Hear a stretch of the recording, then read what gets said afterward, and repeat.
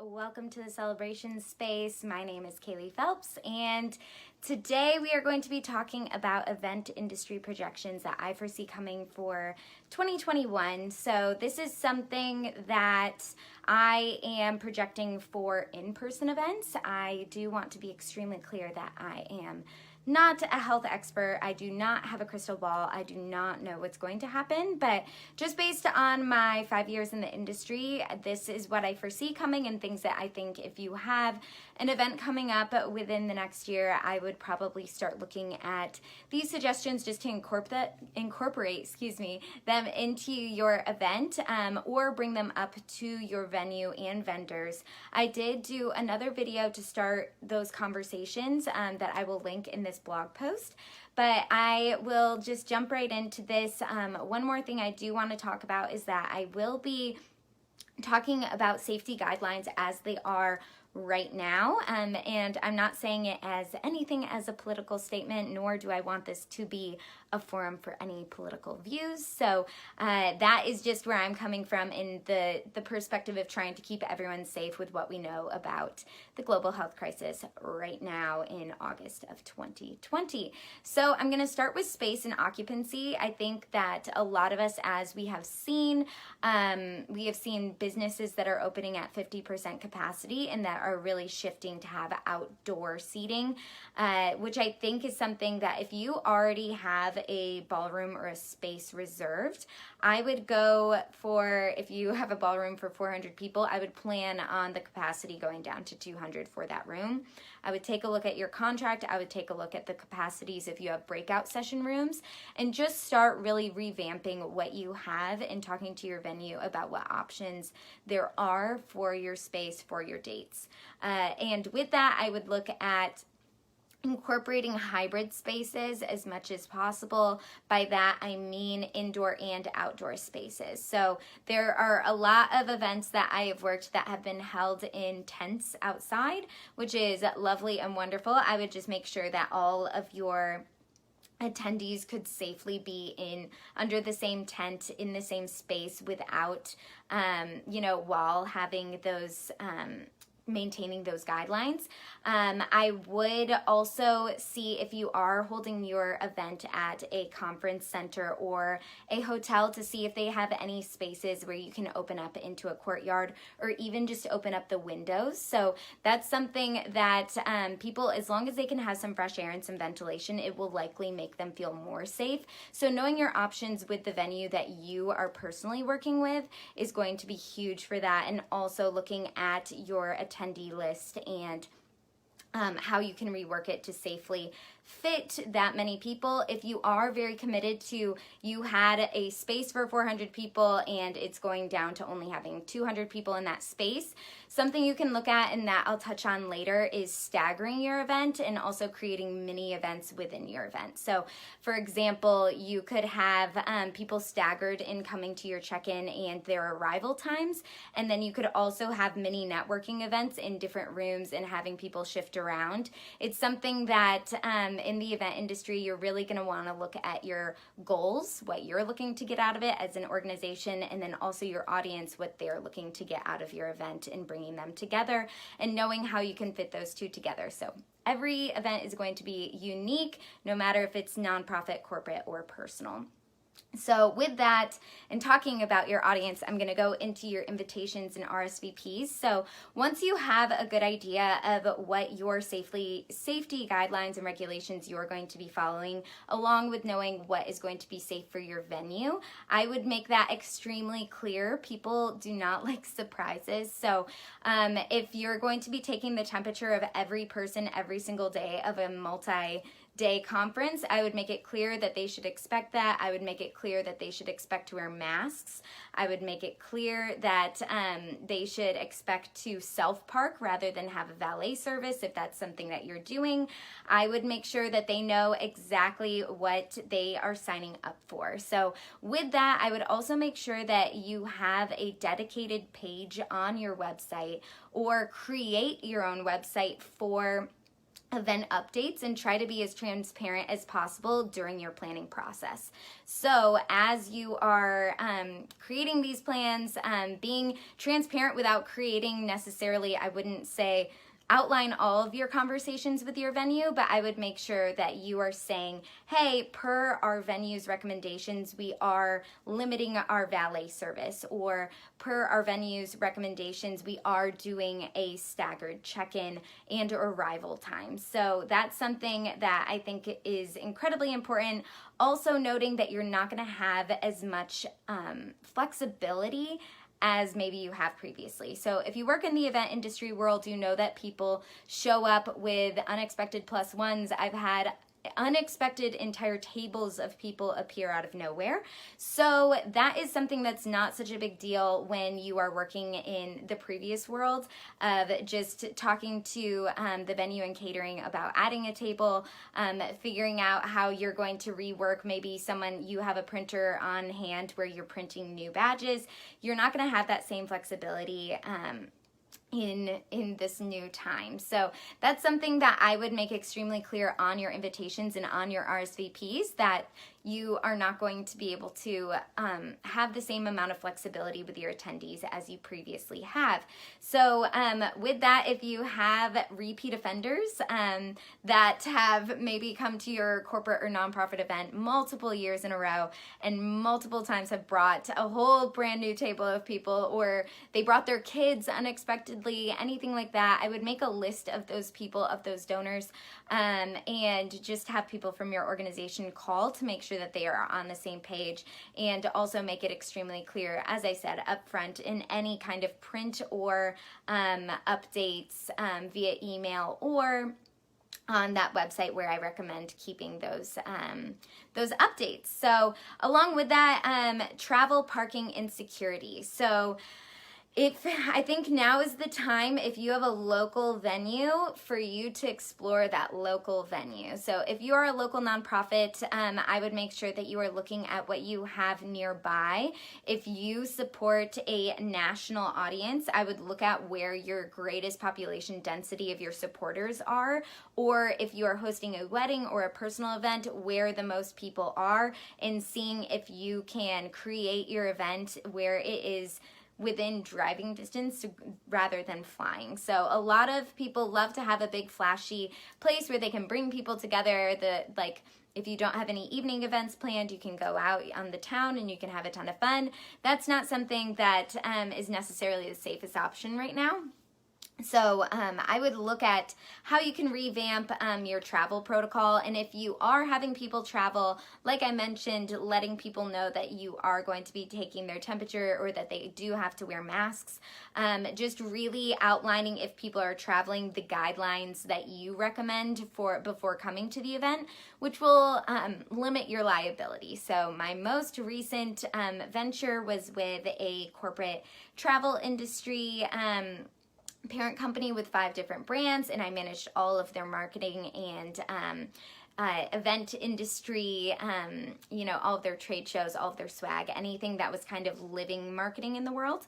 So, and unfortunately that was during the time when Princess Cruise Lines had had some people on their ships that had coronavirus, and it could have happened to anyone. It could have happened to any cruise line. They handled it the best that they could, but with that liability, you are opening up your organization and your venue to have people travel and have your brand correlated to an illness that you can't help it, but trying to limit that liability as much as possible, I think, is just the smartest thing that you can do in terms of hosting people in person. So, just really making sure those recommendations are there. Also, parking, I think, is one of the things that is least planned out. So I would make sure that you know who is driving to your event, and if there is a valet service, seeing if people can self-park and really contain their own vehicles. And also just outside of that, whenever you have an event, just being really clear with any parking staff or coat check staff, that when you're planning to have people arrive and when you're planning to have people leave, there is nothing worse than planning to start your program at 7 o'clock and at 6:45 half of your attendees are stuck in a valet line or a coat check line, and your event ends at 11 p.m. and a bunch of your attendees are stuck in the coat check line or waiting for their car at valet, and you're seeing your attendees still there when you're trying to take your items out to your own car. So being really clear about that, and those event logistics, doing walkthroughs, I think this is going to be especially important because if we are still following the 6 feet guidelines of people staying apart, you're gonna have lines around the building. You're going to have lines around the lobby. And that's something that I would suggest. I'm going to go into talking about check-ins, but it's just something that I would try to mitigate your liability with that. And with security, as I mentioned, you're not going to have as much flexibility with your event capacity and with your attendees to just be showing up anywhere. So having a tally clicker where you're going to be able to just keep track of how many people are actually in the room is going to be really important. You might also have your venue that's going to require that of you or provide that service for you just because of their own liability, as I mentioned, and making sure that their own brand isn't associated with the illness as much as possible and providing those preemptive measures. So, along with that, arrival times and check-in, I talked a little bit about staggering your event and creating different arrival times. So I think that's a way that you can keep lines and spacing down. I think also having multiple check-in areas where people can come in, having their temperature taken, and also getting all of your information from those individuals ahead of time is huge. So in the mobile bidding world, we would have people register on our website, provide all of their information so that we could really just confirm it on the spot and then move forward from that. So that's something that I recommend, really investing in a service where you're able to collect information if you are doing that, so that you are not really on the spot trying to talk to someone for a long period of time while you have a line that's accumulating. I think also I have seen an industry trend or something that people are starting to play around with stoplight wristbands or stoplight lanyards. So red being the color for please don't talk to me, I'm just trying to live my life in a little bubble. Then there's also the yellow where it's you can talk to me but just at a safe distance. And then green of you can walk up to me and we can hang out all the time. So I think that it's a great idea in some ways. I think it also creates a false sense of security, and I also think that it separates your audience. So it's going to put your audience into 3 buckets, and it's going to blur lines in terms of what you want to get out of it. So like I mentioned, your goals and also your audience are the 2 things that you're looking at. So for me, what I would personally recommend is, rather than investing in a bunch of different colored lanyards or a bunch of wristbands, I would invest in technology where the people who would be in that red zone that they don't want to talk to anyone, let them attend your event virtually. Let them stay in the safety of their own home. Let them just live their lives the way that they want to. People in that yellow area, those are your ideal attendees to have come to your event. They want to follow the safety guidelines. They want to be there, but they want to be safe about it. So, and if they're in that yellow area, they're probably more willing and able to follow the guidelines that you and your venue are putting into place. The green people that are, kind of willy-nilly there to probably get out of the house, probably get some social interaction. I cannot blame you whatsoever. But also those are the people who are going to create the most liability if they are willing and, putting on a green wristband or a green lanyard saying, hey, I'm willing to talk to you, and it doesn't matter the distance, it doesn't matter X, Y, or Z. So that's where I would shift away from the stoplight model and really just create one set of rules across the board for all of your attendees, so that you're not blurring lines and you're also not creating subgroups within a larger audience. If anything, I would create subgroups based on networking niche, maybe at a corporate event, or creating subgroups in terms of arrival times and what rooms people are in, and being able to simulcast if you're doing let's say a nonprofit event, having your biggest donors in the actual room with your keynote speaker, and then having other people outdoors or in different spaces where it can be simulcast over a loudspeaker and maybe having a projector. So yeah, that's what I have for arrival times and check-in. I think moving on to seating and beverage, food and beverage, I think this is probably the biggest challenge that you're going to see in a lot of the event industry world, and it's going to be a lot of collaborating with your venue. For me, if you have an informal event, I would recommend going outside, having 36-inch highboy tall tables, and so that's 3 feet. And then having those at least 5 feet apart from each other, and having bottled water. So really only, you're not picking up the same pitcher of water, you're not having as many people going there, here and there, and having it on the tables, maybe with some decor, and saying we recommend only having 3-4 people at a table maximum, encouraging the use of masks or requiring them depending on when you're having your event and what the guidelines are at that time. And then for something more formal, normally it's 5 feet between rounds in a ballroom. I would increase it to 7 feet just to create more space, especially for your wait staff that are going to probably be using plated meals. So I think that the age of the buffet is past. I think that unless you're doing it kind of lunch lady style where you have a big plastic barrier and you're putting things onto plates, I don't foresee buffets still being a thing. And even with the lunch lady model, I don't think that's the technical term, but that's what I'm going with right now, is if you're keeping people socially distanced and you're having people get up from a table and walking around, you're creating more liability and you're also creating longer lines. So I think plated meals are probably the way to go. So if I were planning an event within the next year, I would plan on having a plated meal service. And yeah, I think that's something that you can play around with. Also seeing how you might be able to limit having as much food as possible. In terms of bar service, like I said, I think bottled water is going to be the way to go. Any kind of bottled or canned beverage is also going to be helpful so that you're just really mitigating that liability of having someone breathe on something, which I don't know how long the virus lasts on anything. I just think the safer the better in terms of having your brand associated with any kind of potential outbreak.